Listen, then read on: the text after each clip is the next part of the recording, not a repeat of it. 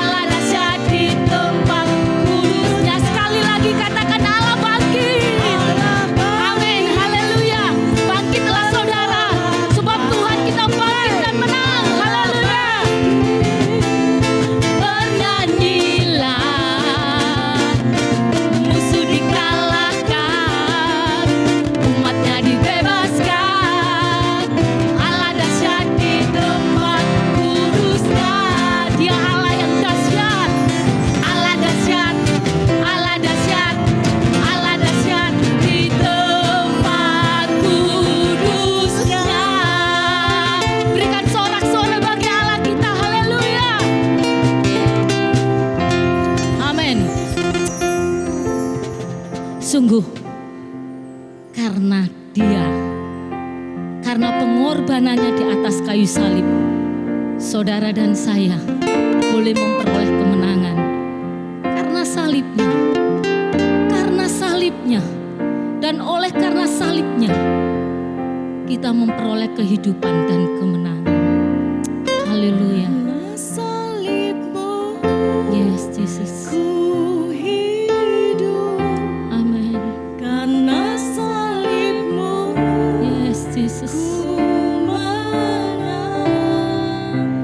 Engkau yang berkuasa, sanggup untuk melakukan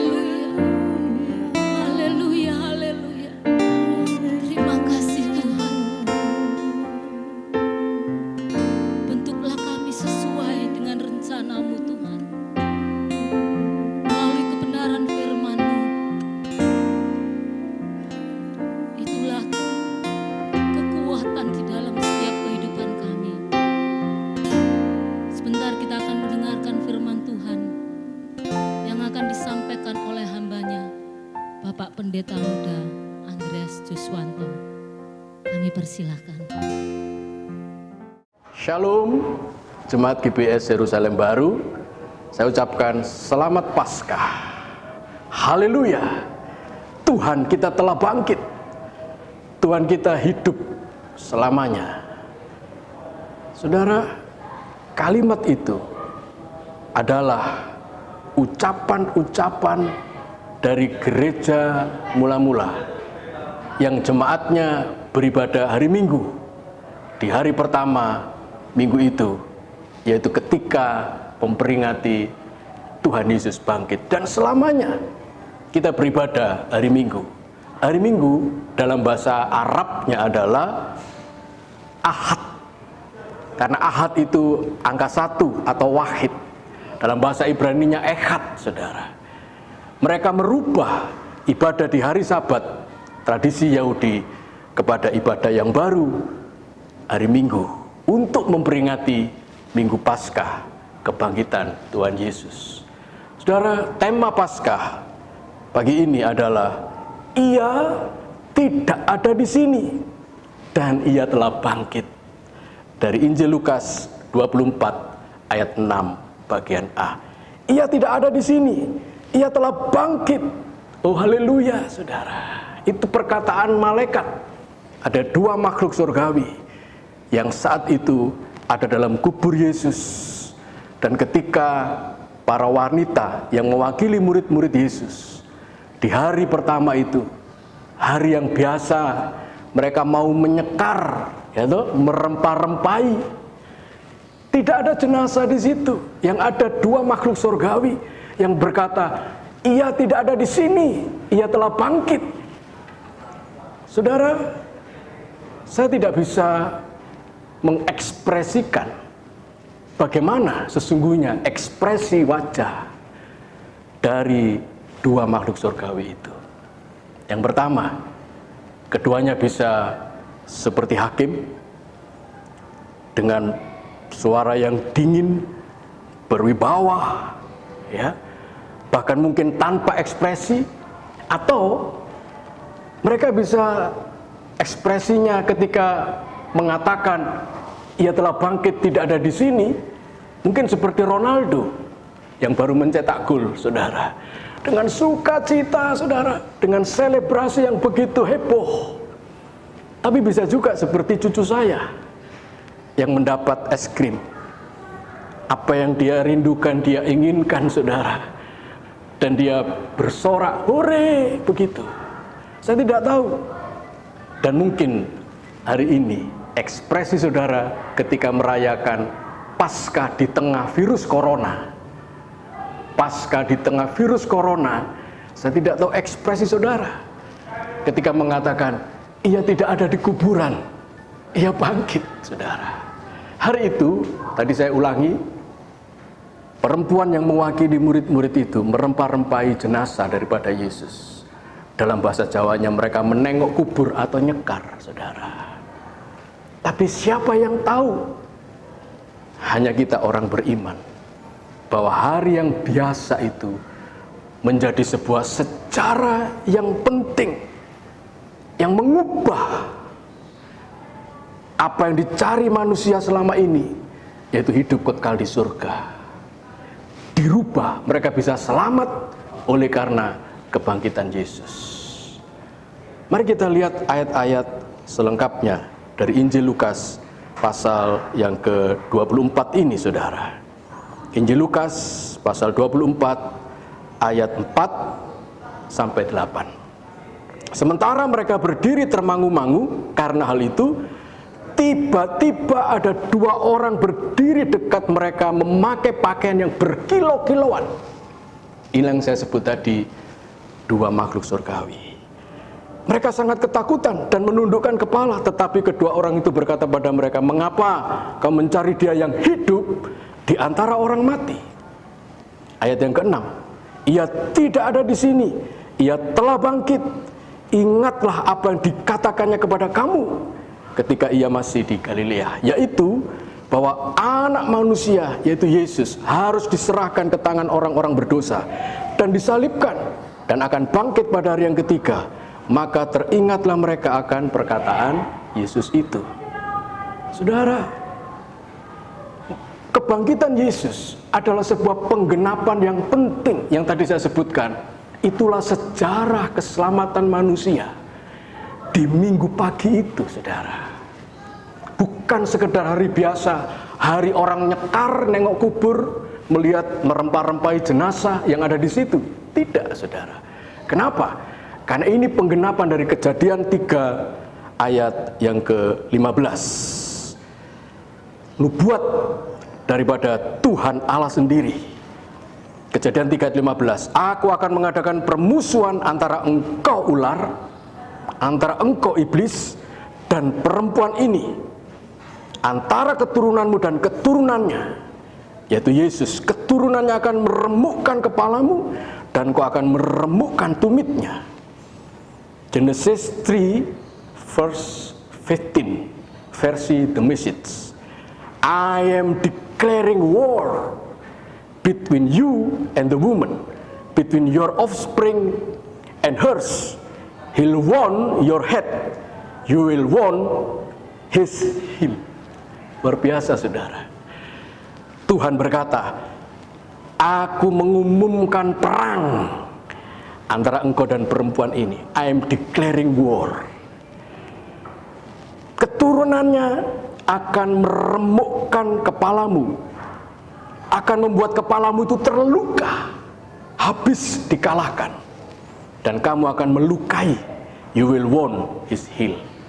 Sudah dikasih oleh Tuhan, Yesus adalah penggenapan nubuat-nubuatan di perjanjian lama, terutama untuk apa, saudara? Keselamatan manusia. Paskah ini sangat istimewa. Kita merayakan Paskah di tengah corona, saudara. Tetapi, saudara, satu hal yang ingin saya pesan kepada saudara, tidak usah takut, tidak usah khawatir, saudara. Bahwa kenapa kita tidak takut, kenapa kita tidak khawatir? Kita sudah punya keselamatan di dalam Yesus yang digenapi pada hari Minggu pagi itu. Saudara, inilah deklarasi kemenangan. Ia tidak ada di sini, ia telah bangkit. Deklarasi kemenangan yang berdampak kekal dan menentukan nasib manusia yang mau percaya Yesus.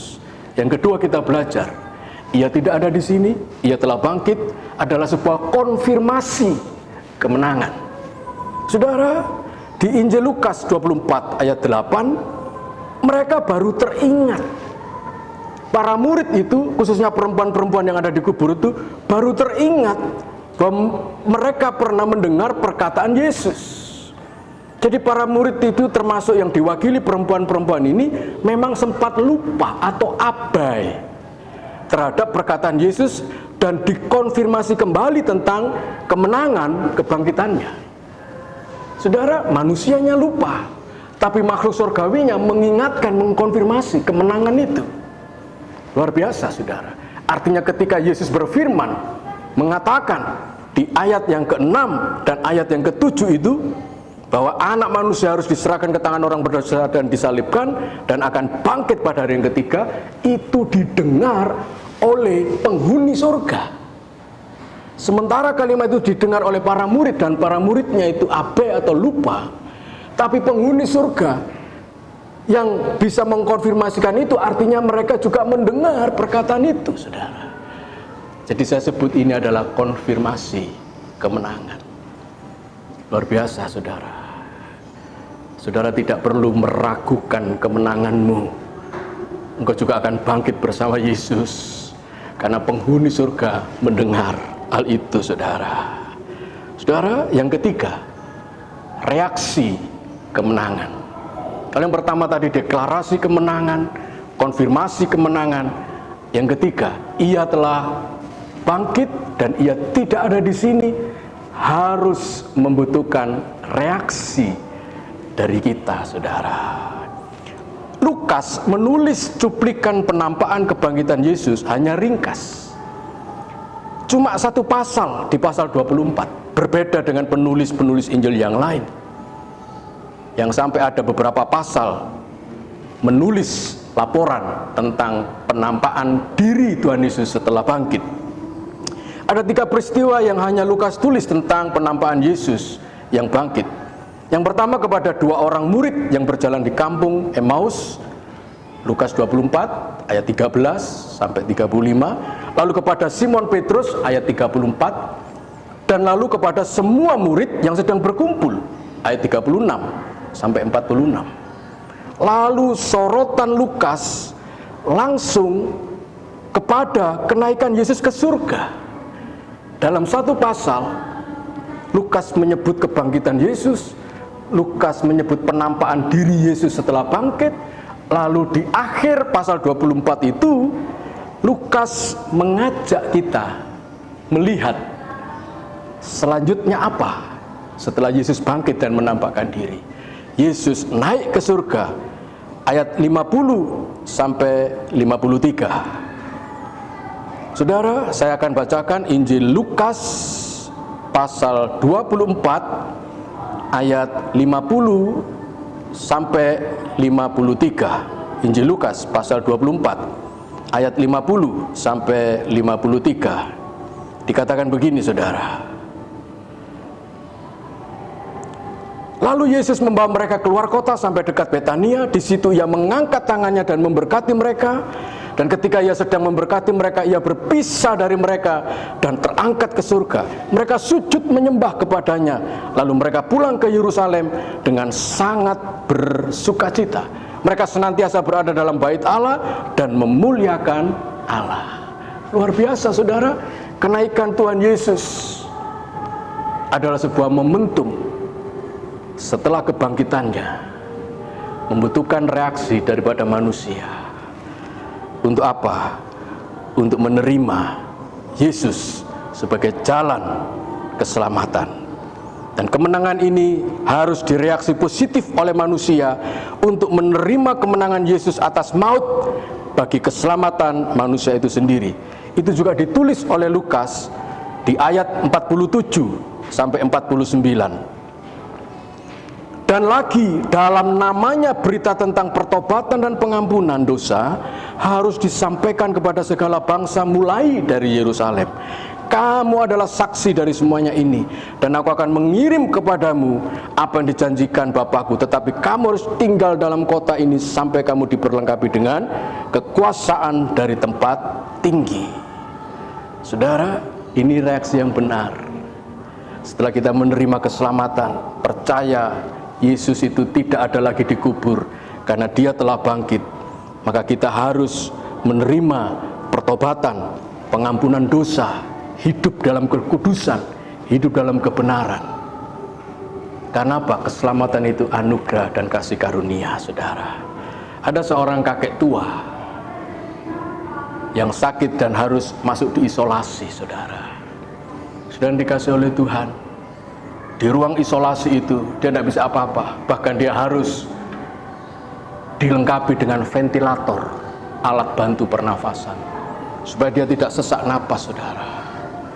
Dan puji Tuhan, kisah nyata ini dilanjutkan dengan dia harus keluar dari rumah sakit dan sembuh, saudara. Ketika dia mau keluar rumah sakit, dia ditunjukkan tagihan. Inilah biaya Bapak memakai ventilator selama ada di ruang isolasi. Ketika dia menerima tagihan itu, saudara, dia menangis. Dan resepsionis di rumah sakit itu berkata, "Loh Pak, kenapa Bapak menangis? Apakah Bapak tidak sanggup membayar tagihan ini?" Bapak itu berkata begini, "Tidak, Mbak, aku bukan karena tidak sanggup. Bahkan 10 kali lipat biaya yang tertulis di sini aku bisa membayar." Loh, kalau Bapak bisa sanggup membayar, kenapa Bapak menangis? Dia berkata begini, "Mbak, untuk membayar biaya ventilator beberapa hari, saya harus mengeluarkan uang. Padahal sampai setua ini, sejak saya lahir, saya menerima anugerah berupa udara gratis tanpa bayar." Itulah yang saya tangisi, betapa baiknya Tuhan, kasih Tuhan yang begitu besar, yang memberikan saya udara secara gratis.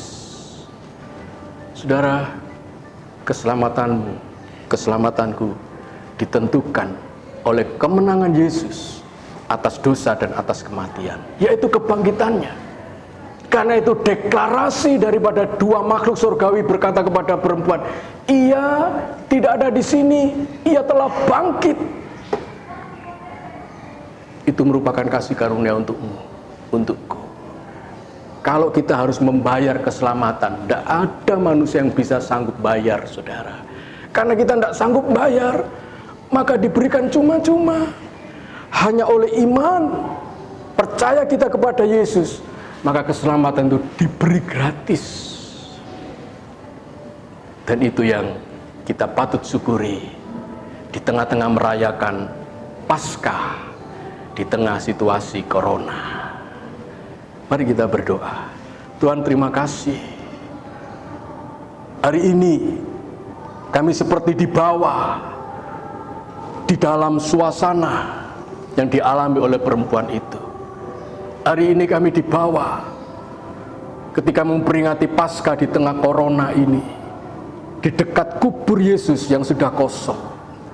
Kami bersyukur berita yang didengar oleh perempuan itu kami juga dengar. Yesus tidak ada di kubur, ia telah bangkit. Bangkit menggenapi Kejadian 3 ayat 15, bahwa Engkau sudah menghancurkan kepala daripada iblis, kepala dari kuasa maut. Karena itu Engkau harus disalibkan. Dan itu mati, tapi tidak seterusnya bangkit pada hari yang ketiga. Terima kasih Tuhan Yesus. Karyamu sempurna dalam hidup kami. Engkau baik dalam kehidupan kami. Kami bersyukur untuk keselamatan yang sudah kami terima. Karena itu kami tidak takut, tidak khawatir tentang situasi akhir-akhir ini. Apakah itu penyebaran virus corona, apakah itu kehancuran ekonomi dunia oleh karena penyebaran virus ini. Kami tidak cemas, kami tidak khawatir. Karena satu hal yang kami sudah terima, yaitu keselamatan di dalam Engkau, kehidupan kekal bersama Yesus. Terima kasih Tuhan, berkat-Mu melimpah atas jemaat-Mu GBS Yerusalem Baru. Berkat Allah Bapa, Putra dan Roh Kudus memberkati saudara, menyertai saudara. Dalam nama Tuhan Yesus, mari yang percaya kita katakan amin. Sekali lagi selamat Paskah, Tuhan memberkati saudara.